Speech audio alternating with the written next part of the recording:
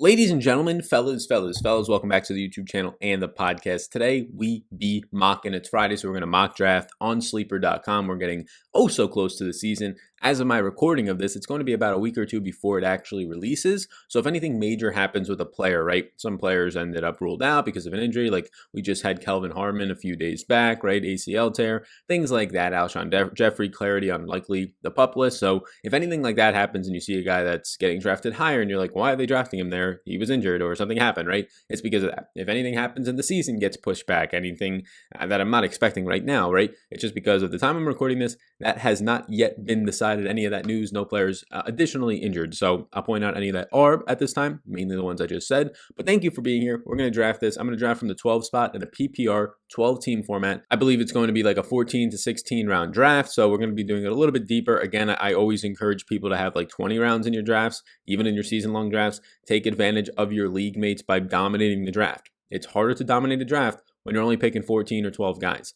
For the purposes of this mock, I'm not going to do the whole 20-team draft because you guys would be here for an hour plus. Unless that's something you're interested in, I can record an hour plus of mock drafting and edit it up and chop it up for people, but I assume most people don't want to see that. But my name's Sal Vetri. A lot of people, since we're only about a month or so away from the season, are probably just getting into fantasy football this year. A lot of people are just going to discover me. So if this is the video that you discovered me, welcome. It's really nice to meet you. Please do consider, if you enjoy at any point this video, hitting the like button, totally free to do so, and the big old subscribe button that just popped up, bottom right-hand corner, tapping the notification bell. All those things help this video actually reach more people. Like you doing that tells YouTube, show it to more people because these people aren't engaging with the content. So I do appreciate that. I do a weekly giveaway on the podcast, whether you're listening there or if you're listening right now on YouTube, $50 giveaway once a week to one podcast reviewer. Now, some weeks there's only like 2 people who leave a review. So be sure to check that out and take advantage of the Sal Vetri Show over on iTunes. So with that being said, let's just get right into it. I'm going to begin this draft from the 12 spot. I have my rankings up on my other monitor over here for PPR formats right now, as of right now, for every single position, my top 150s, my tiers, all those things I like to draft with. Again, you can get all those. They're on my Supreme Draft Guide, just $10. I don't know, Monkey Knife, I might be ending this any day now. So be sure down below in the description to check out my Supreme Draft Guide. All those things that I just said to help you dominate your draft, along with player profiles, key stats, and databases that you should be looking into every single year before your draft. And you can just dominate your league mates. For $10 extra, you're pretty much probably going to be set up best out of everybody in the league with the information you have to win that league. That is down below. That's the rankings I have right over here on my shoulder as I look at the running back rankings. So let's start it up from the 12 spot. We're going to be drafting. I think it's a nice spot. So just look at the turn. I have a lot of other videos in the playlist if you want to look at any other free strategy videos for this year. Alrighty, so we've had the first 8 picks come off the board and some interesting things. Dalvin Cook went 2nd overall, then Saquon, then Alvin Kamara, Michael Thomas, Zeke, Derrick Henry, and Devontae Adams. So nothing crazy stands out outside of Dalvin Cook going 2nd overall. Look, I don't think he's going to hold out, but that is a little bit risky. I guess this person just wanted to take Dalvin Cook 2nd overall. Maybe most of the time there you're seeing Saquon go, then Zeke. If you're just tuning in for just starting your fantasy season, that is a little bit out of the ordinary. Dalvin Cook going 2nd overall. I personally wouldn't be doing it. Saquon would be my 2nd pick, then Zeke, then Kamara based on my rankings.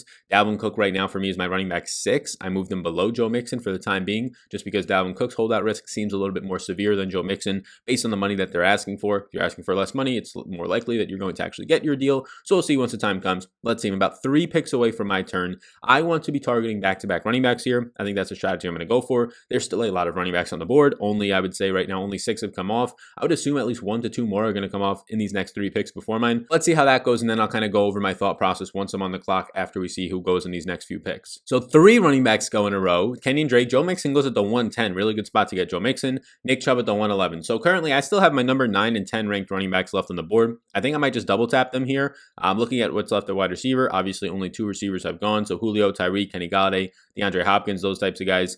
So I'm looking at it right now. Miles Sanders is my number 9 running back as of right now. Josh Jacobs is my number 10. Then there's my number 12, 13, 14. A little bit of a drop off to those guys. So I think I'm just going to double tap Miles Sanders and Josh Jacobs, both second-year players, both who seem to have very significant roles in their offense. The issue with Josh Jacobs is the passing game role, right? Jalen Richard re-signed, obviously a weapon back there in the pass-catching role. And then also you do have now Lynn Bowden coming in, who is a Wildcat quarterback, can run the ball, can play out of the slot. That can be an issue for Josh Jacobs. But at the end of the day, a guy that they were giving 18 touches a game last year to when he was healthy, even when he was not healthy towards the end of the season, in his rookie year, and he was able to dominate, they're not going to just say, okay, now we're going to give you 14 because we got to get Jalen Richard on the field to catch a pass or two. No. So I think the over-exaggeration of Josh Jacobs' role is that people don't think he's going to catch a ton of passes.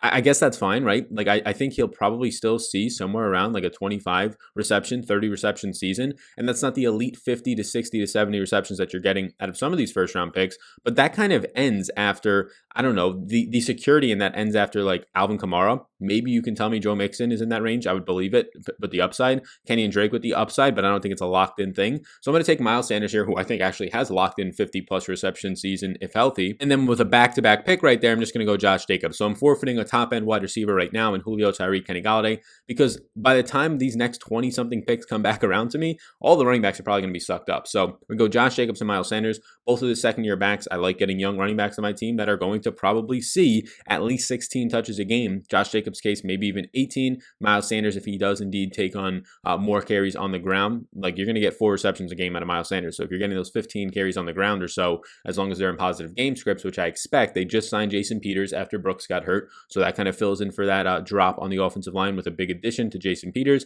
the longtime veteran there, just resigns. So I like this turn that we just got here, Sanders and Josh Jacobs. So the second round comes to an end. Wide receivers start to go off the board more so than running backs, which is a little bit of a surprise, to be honest with you. Only 3 running backs go in the second round, or 4 running backs, 3 running backs after I took Josh Jacobs. But you get 2 quarterbacks, the top 2 that normally come off the board in the second round or so, Mahomes and Lamar Jackson. George Kittle goes before Kelsey. I don't see that often, but I'm not against it. I think they're both in that tier 1 of tight ends this year, the only 2 that are in tier 1. But then you get a lot of wide receivers to go off the board. And what it does is right now entering the third round, it leaves a ton of good running backs to the point where I still want to take running backs. My number 1 draft strategy, if you have not watched a lot of my videos, is to get 3 running backs with my first 4 picks and ideally 4 running backs with my first 5 picks, as long as I'm not reaching at the running back position, as long as good running backs that I think are going to be seeing somewhere around 250 to 270 plus touches in their offense, both on the ground and in the receiving game, are there in at least viable situations. Now, I think that you can go running back, receiver, running back, and I think that's a really good start, but it all depends on what falls to you. So we'll see what happens at the end of the third round. But just recapping that second round, yeah, I thought that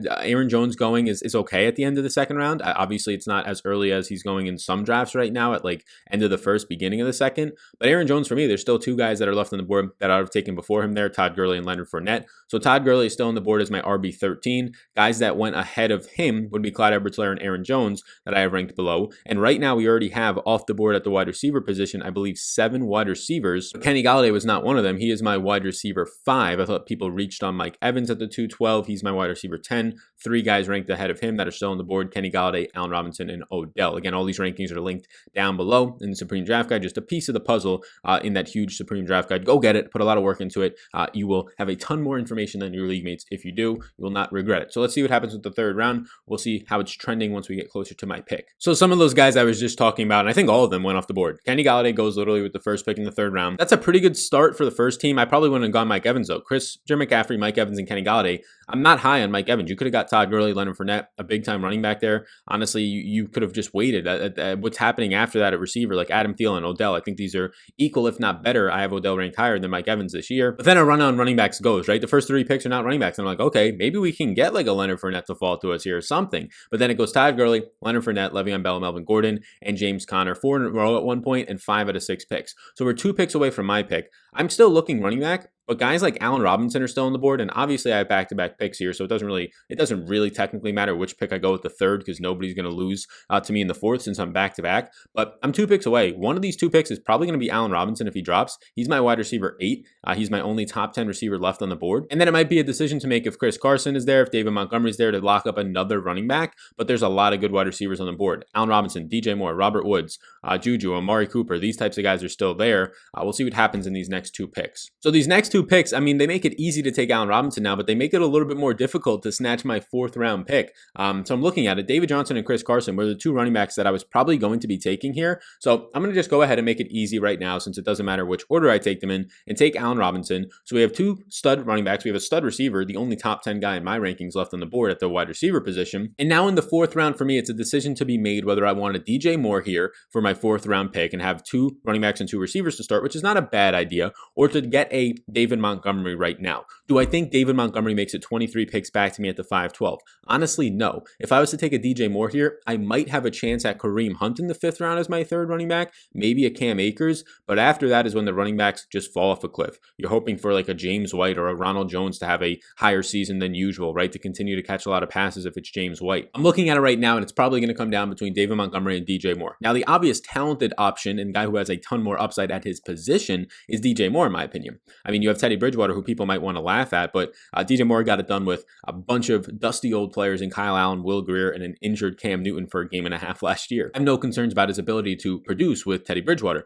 but I'm looking at this and I'm saying it's positional scarcity now. If I lock up 250 touches as a minimum here, and you can check out my recent videos on some guys who I think are going to be values, must-own values, David Montgomery type plays, guys who are going to bounce back, those types of videos where David Montgomery might be featured, he's going to be in line for another 250 touch season with 300 plus touch upside. Not a lot of running backs in the league can do that, and I'm going to get him as my RB3. So the concern here is that DJ Moore clearly has top 10 wide receiver upside. David Montgomery, though, he does have top 15 running back upside as long as his team is a little bit better. It really hurts to want to go David Montgomery over DJ Moore here, but got to lock up these running backs because I know if I go DJ Moore, I'm just not going to like my team at what comes at my next couple of running back options down the draft board later on. Whereas with the wide receiver position, I can be getting Terry McLaurin at my turn, right? So if I go David Montgomery here, and then at the turn, I'm able to land a DJ Shark / Terry McLaurin combo, I don't even care that I didn't get DJ Moore because those guys, in my opinion, have just as much upside. So let's go David Montgomery at the running back position. It really does come down to Montgomery, Jonathan Taylor, Devin Singletary. For right now, I'm going to go with David Montgomery. So we lock up another wide receiver or a top wide receiver and another running back.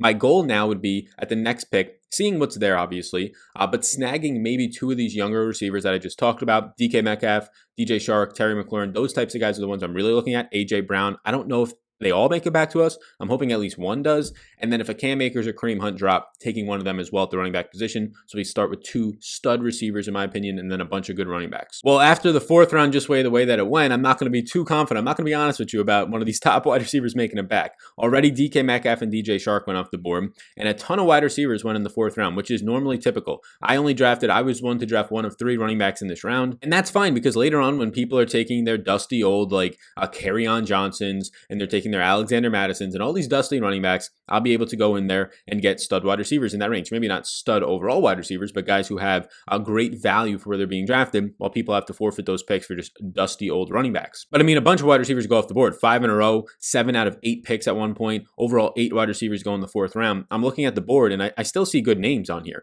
AJ Brown, Terry McLaurin, Keenan Allen, Tyler Lockett, Steph Diggs. These are names that I'm okay drafting. I would just really like AJ Brown and or Terry McLaurin to drop to me. I just have a pretty gut feeling that neither of those things are going to happen. Let's see how the fifth round starts off. There goes AJ Brown, 4 picks into the fifth round. It's to be expected at this point. So what's happening right now, a couple of picks in, Devin Singletary went, which I was like, okay, good. People take running backs, take quarterbacks, take other positions than the wide receiver position that I want. I understand though this is what's going to happen. Terry McLaurin is not my last hope. I still like a lot of guys in this range. You have Devontae Parker. I like Jarvis Landry a lot. I'm higher now on Julian Edelman than most people have been. Steph Diggs is still on the board. So we're about 7 picks away from my pick. Maybe, fingers crossed, Terry McLaurin somehow drops to us. Right now, my overall wide receiver 24, a top 25 guy for me. We'll see what happens in these next few picks. All right, 3 more picks went off the board. Kareem Hunt goes kind of early, the 5-6. I guess that's appropriate for Kareem Hunt. So now I'm looking at the board and running backs really drying up as well. So T.Y. Hilton goes off the board there.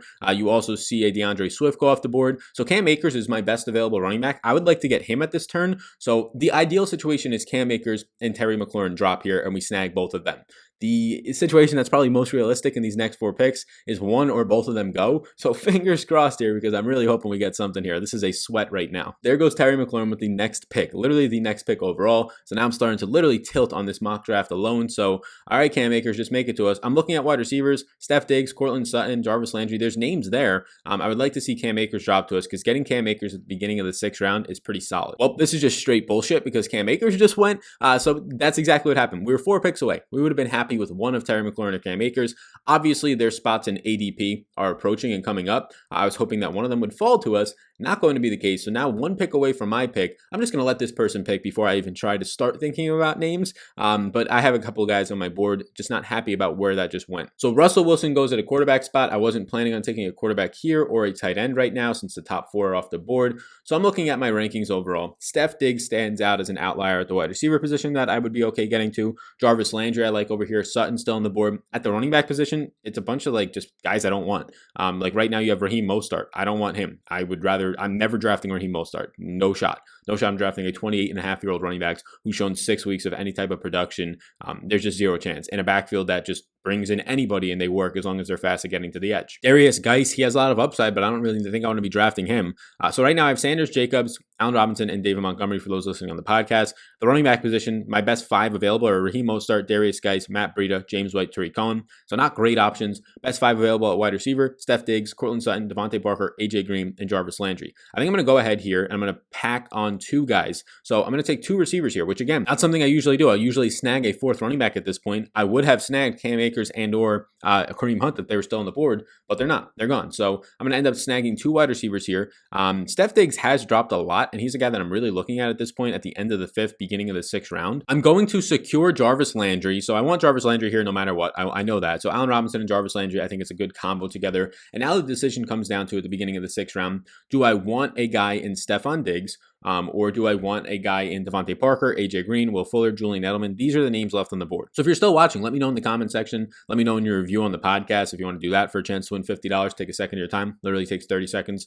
And we're getting up there. We're like top 20 in overall fantasy podcasts with all the heavy hitters, ESPN, CBS. So be sure to check that out. Be sure to check out, again, the Supreme Draft Guide down below. Steph Diggs, he's my highest ranked by a decent amount.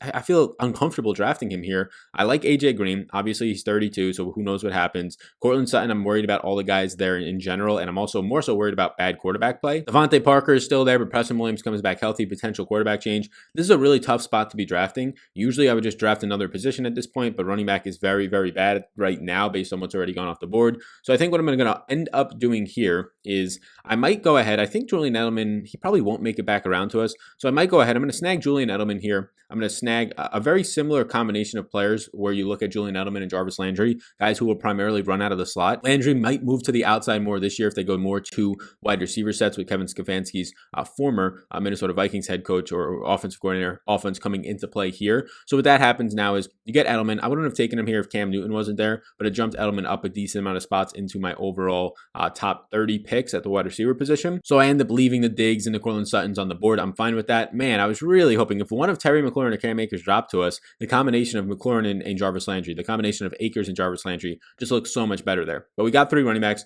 We got 3 receivers. We're 6 rounds into this. Let's see what happens as we continue to go. 6th round end with some quarterbacks going off the board. Darren Waller, only 2 running backs in Damian Williams and Raheem Mostert because the running backs just suck right now, and then a bunch of receivers. So let's see what happens as the 7th round goes on. So we're 2 picks away from my pick right now, and I mean, people reached on Rob Gronkowski in the 7th round. People way reached on Drew Brees in the 7th round. That's like one of the worst picks I've seen. We still have a lot of good options left on the board. They mainly come from the wide receiver department. Looking at running back, it's Matt Breida, it's Tariq Cohen, Philip Lindsay, Jordan Howard. I don't like any of these guys. Looking at wide receiver, Will Fuller's still on the board, I believe. You still have Christian Kirk, Marvin Jones. So I think I'm going to double tap receiver here if indeed it gets to us. And I'm probably going to go with 2 of the 3 of Will Fuller, Christian Kirk, and Marvin Jones, as long as 2 of them don't go in these back-to-back picks. So I'm up right now. J.K. Dobbins ends up going, who I was going to look at for my next turn, but he goes, I guess, early. He just continues to go higher and higher up draft boards right now. So I'm looking at it right now. I have the back-to-back picks at the end of the 7th, beginning of the 8th round. I have 3 receivers and 3 running backs. I still don't need to go with a tight end or quarterback. I might do that at my next turn. It seems that I'm pretty content with just my 3 running backs that I have right now, who I think are 3 strong starters to see 250 plus touches apiece.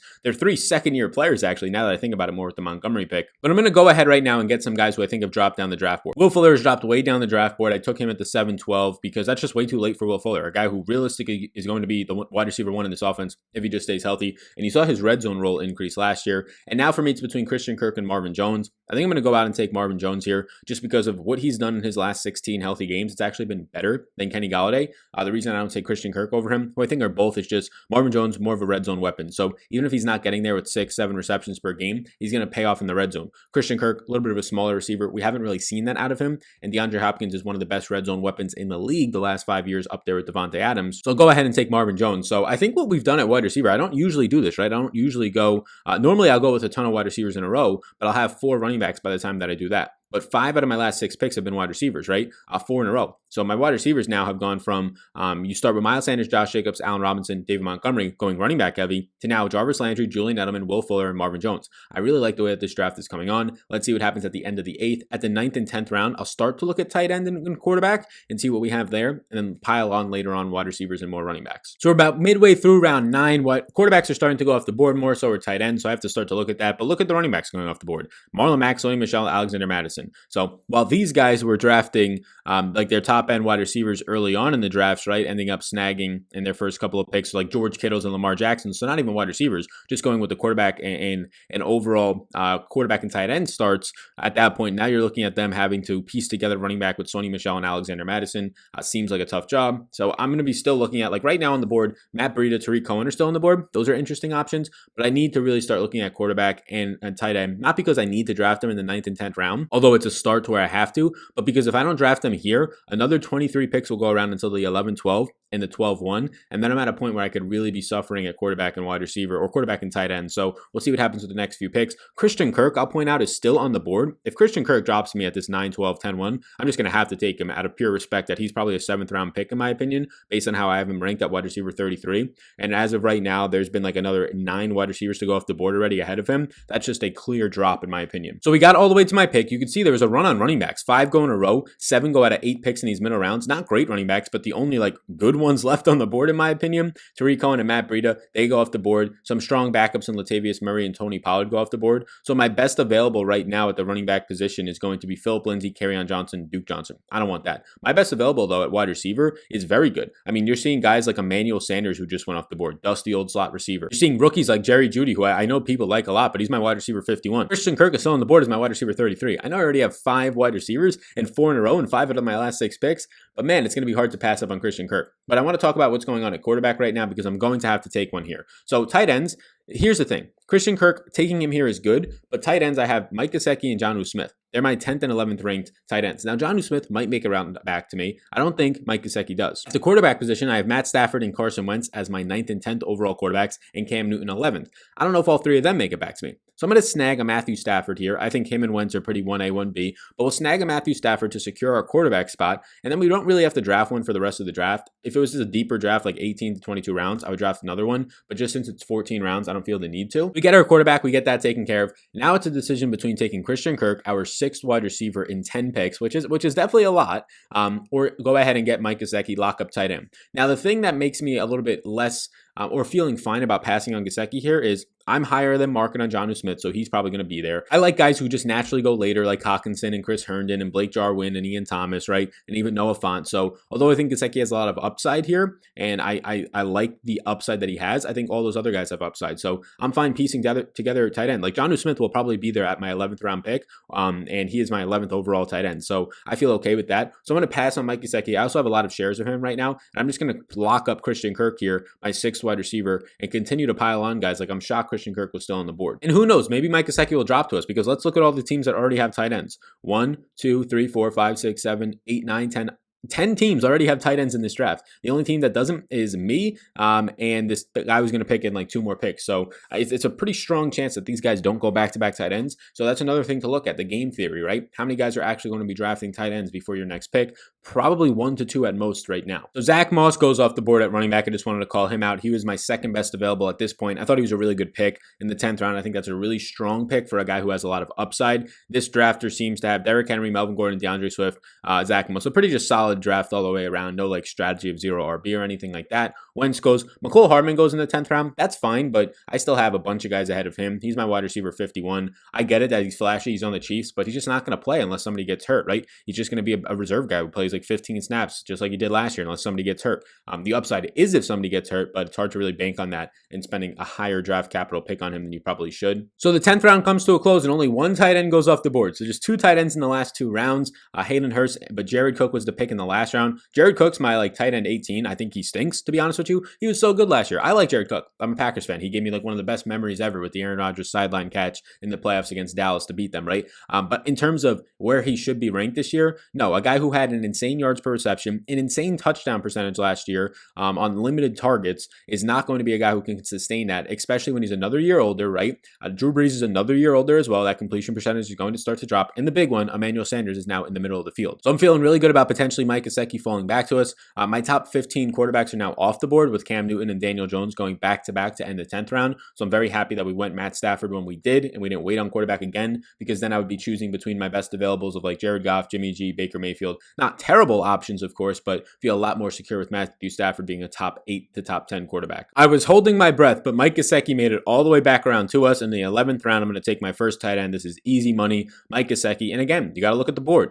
All these guys in this league pretty much already drafted tight ends. It was going to come down to like one or two guys to draft another tight end. The one guy took Jared Cook. I get Mike Gesicki. I'm feeling good. I'm feeling myself right now. So what we have currently is 6 receivers, a tight end, a quarterback, and 3 running backs. Now, I would like to take another running back here. I really would, right? We have 3 rounds left in this mock draft. I really would like to take another running back, but how am I supposed to be taking these guys? Ready? How do you expect me to take Malcolm Brown, Naeem Hines, Raquel Armstead, Adrian Peterson? Like, I think I'm just going to leave this draft. Maybe I'll take a 14th round running back that's like an upside guy in Joshua Kelly or Anthony McFarland if they're there. But I just can't take those guys when I see Preston Williams, I see N'Keal Harry, I see Michael Pittman, I see Deshaun Jackson, and I see Antonio Brown, wink, wink. I might want to take him later on. I think he might drop. But right now, I'm just going to continue to load up the wide receivers. And it's going to come down to between Preston Williams. It's going to come down Michael Pittman, Preston Williams, these types of guys. N'Keal Harry's down here, Deshaun Jackson. I actually do like Deshaun Jackson. So I'm going to reach a little bit here to get Deshaun Jackson. He might be there at the next pick.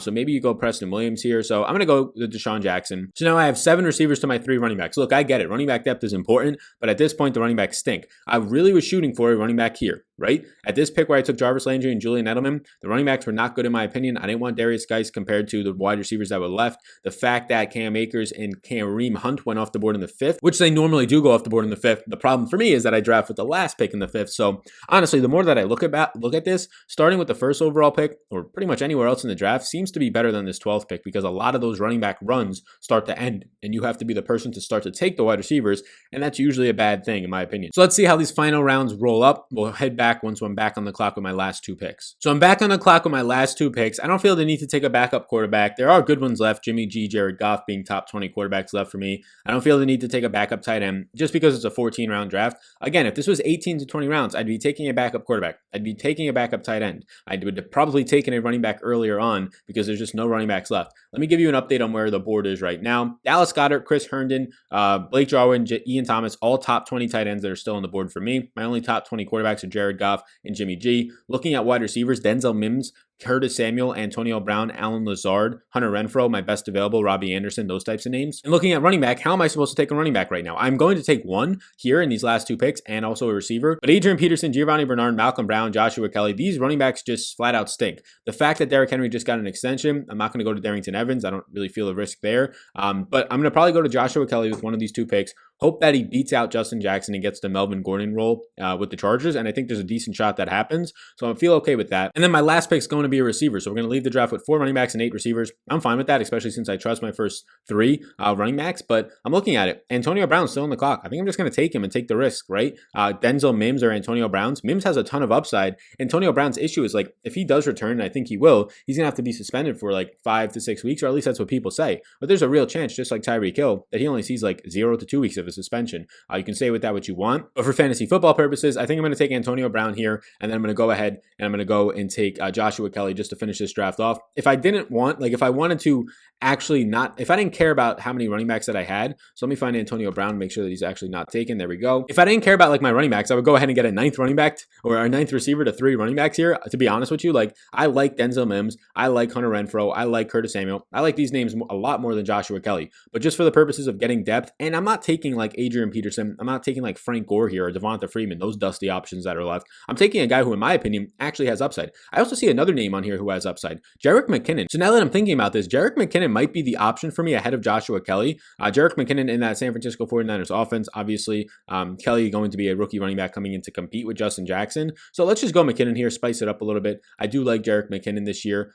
He looks good based on his videos, but we'll see once he actually gets a chance on the field. So that's where I'm at right now. Let's look over the whole team real quickly, and then we shall leave. So just looking over the whole team, we start Miles Sanders, we go to Josh Jacobs, right? So I'm in this column right over here. I will zoom in so we can move it a little bit. You see right here above my head, we go Miles Sanders, Josh Jacobs, Allen Robinson, David Montgomery, Jarvis Landry, and then we go on the run of receivers, right? So we get 3 out of first 4 picks with running backs. Ideally, I would like to pick a 4th running back right around here somewhere between my 3rd, 5th, and even 6th pick, and then just not draft the running back again, because you can see my options after that were terrible. But then we go into wide receiver run: Landry, Edelman, Will Fuller, Marvin Jones. I like all of them. We get our quarterback, and then I just take Christian Kirk because he literally dropped like 2 to 3 rounds. So value there just built in. Mike Gesicki drops to us based on our just looking at the board and seeing that other people probably weren't going to take another tight end. And then we finish it up with a couple of back-to-back receivers. Deshaun Jackson should be the wide receiver 1 out there. So in the 12th round, getting a wide receiver 1 feels really good. Antonio Brown for the upside that he can possess as long as he just plays at some point this year, and he should play at least 10 weeks if he does.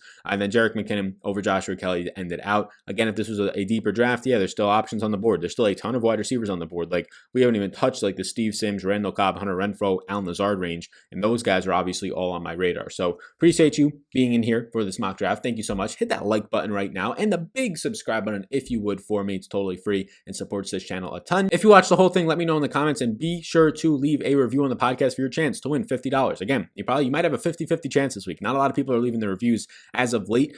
We have some weeks where people leave like 15, 20. Some weeks it's like 1 or 2. So it really depends on the week, but you could have a really good chance at $50. Just leave a way for me to contact you. That is the Sal Vetri Show on iTunes to leave the review and get the Supreme Draft Guide, the rankings I use today to build this team. Just in general, the tiers, all those things, player profiles, databases, everything that you need to have the best information heading into your draft is just $10, linked down below. Thank you to Monkey Knife Fight and my work on the Supreme Draft Guide. So thank you. I will see you all in the next one. Stay safe out there, and peace out, gang.